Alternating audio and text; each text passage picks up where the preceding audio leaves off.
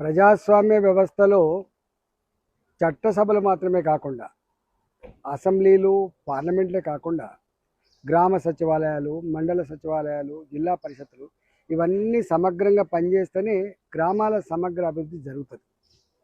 ఇవాళ వార్డు మెంబర్కు తెలిసినటువంటి సమస్యలు సర్పంచ్కు ఉండేటువంటి అవగాహన గ్రామం పట్ల ఒక ఎంపీపీకి ఉండదు, ఒక జెడ్పీటీసీకి ఉండదు, ఒక ఎమ్మెల్యేకి ఉండేటువంటి ఆస్కారం లేదు, పార్లమెంట్ సభ్యుడికి అయితే అసలే ఉండేటువంటి ఆస్కారం లేదు.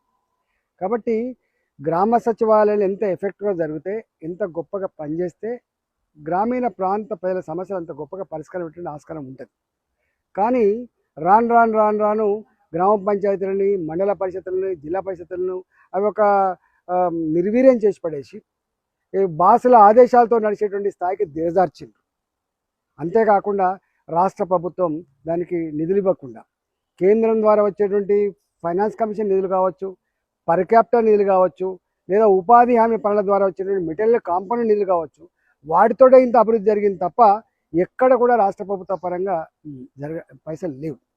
దానివల్ల ఇవాళ అనేక గ్రామాలలో సర్పంచులుగా ఎన్నికైన వాళ్ళు, వార్డు మెంబర్ ఎన్నికైన వాళ్ళు, ఎంపీటీసీలుగా పనిచేసిన వాళ్ళకు బిల్లులు రాక ఇవాళ వాళ్ళ ఆఫీసుల చుట్టూ తిరగలేక, వాళ్ళ కమిషన్లు ఇచ్చుకోలేక అనేక మంది సూసైడ్ చేసుకున్నారు, సూసైడ్ అటెంప్ట్ చేసుకున్నారు. ఇలా ఏడుస్తూ ఉన్నారు, గురగొర ఏడుస్తూ ఉన్నారు. మేము మా భార్యల పుస్తల మట్టలు అమ్మి మేము సర్పంచ్లు గెలిచినాం, మా భార్యల పేరిట ఉన్నటువంటి ఆస్తులు అమ్ముకొని మేము పనులు చేసినాం,